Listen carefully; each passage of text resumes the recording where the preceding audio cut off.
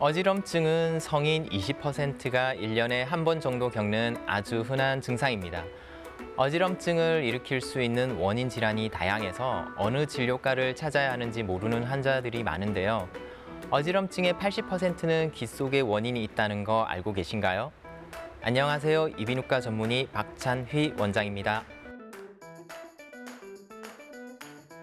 건강보험심사평가원 자료에 따르면 2015년 한 해 동안 어지럼증으로 병원을 찾은 인원은 76만 3,442명에 달했으며 가벼운 어지럼증은 대수롭지 않게 여기는 경우가 많아서 실제 어지럼증을 겪는 사람은 이보다 훨씬 많을 것으로 추정이 되는데요. 일반적으로 성인의 경우 어지럼증 유병률은 20에서 30%에 달한다고 합니다. 어지럼증의 약 40%는 기회 이상 때문에 생기고 균형장애 및 실신성 어지럼증에 해당하는 경우는 25%가량, 정신과적 문제는 15%, 기타 어지럼증이 10%를 차지하고 뇌경색 등 중추신경계 질환은 10% 정도로 보고가 되고 있습니다. 실제로 건강보험심사평가원에 따르면 어지럼증으로 병원을 찾은 환자들 중 기회 이상으로 인한 어지럼증은 80% 이상을 차지했다고 하는데요.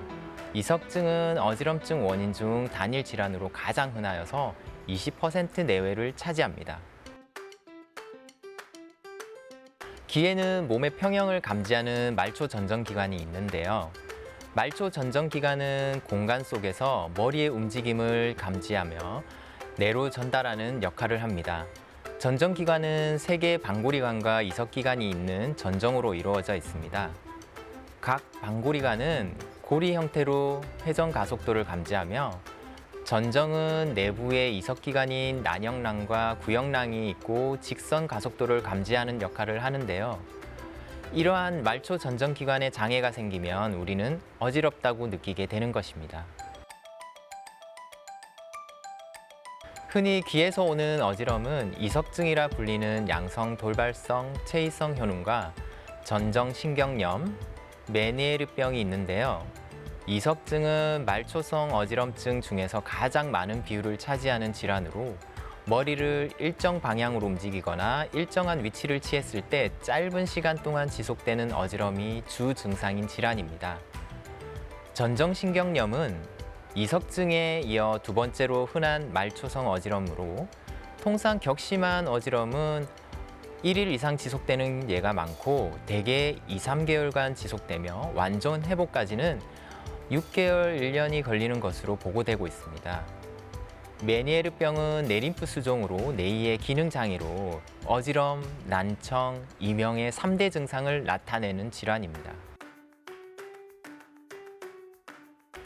앞에서도 살펴보았듯이 이석증은 머리를 일정 방향으로 움직이거나 일정한 위치를 취했을 때 짧은 시간 동안 지속되는 회전성의 어지럼이 주 증상이고요.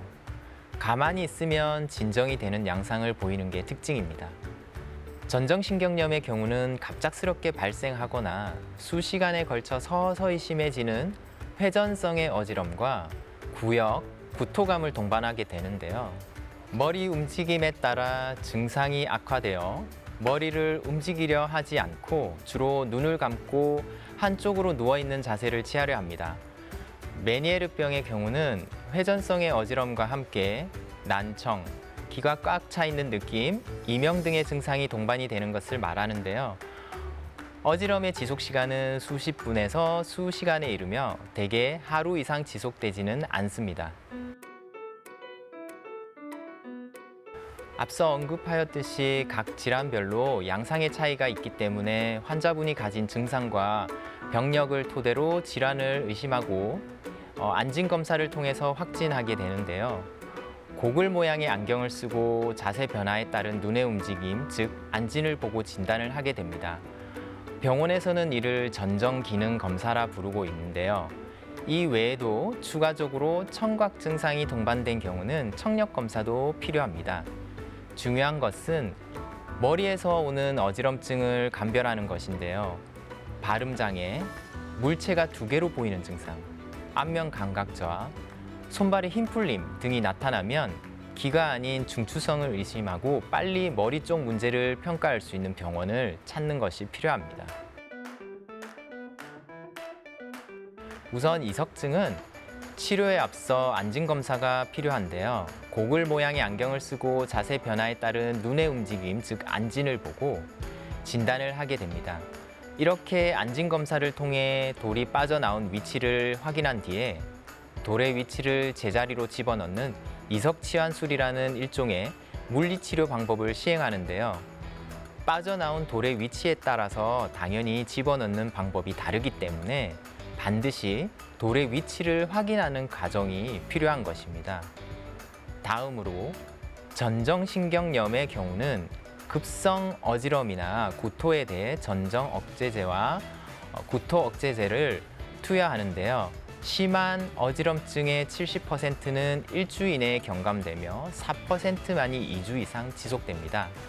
마지막으로 메니에르병은 저염식을 중심으로 한 식이요법과 이뇨제, 진정제, 항히스타민제나 진토제, 혈관 확장제 등을 사용하게 됩니다. 재발을 잘하는 것이 이석증과 메니에르병인데요. 이석증은 치료율이 매우 높은 데 반해서 아쉽게도 재발률 또한 매우 높은 것으로 알려져 있습니다. 5에서 10년간의 평균 추적 관찰에서 평균 재발률은 33에서 50%로 보고되기도 하고요. 또한 대부분의 재발이 첫 치료 후 1년 만에 일어나는데요. 안타깝게도 이석증의 재발을 막을 증거가 명확한 방법은 아직 없습니다. 그래도 경험상 재발 방지를 위해서 할 수 있는 방법을 말씀드린다면 머리가 한쪽으로 치우치거나 심하게 흔들리는 것을 조심해야 하는데요.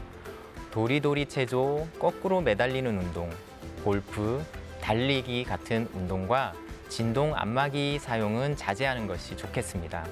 또한 면역이 떨어지지 않게 관리하고 비타민 D와 칼슘 결핍이 오지 않게 관리하는 것이 중요하겠습니다. 메니에르병은 무엇보다 저염식을 생활화하고 과도한 피로를 피하는 것이 좋겠습니다.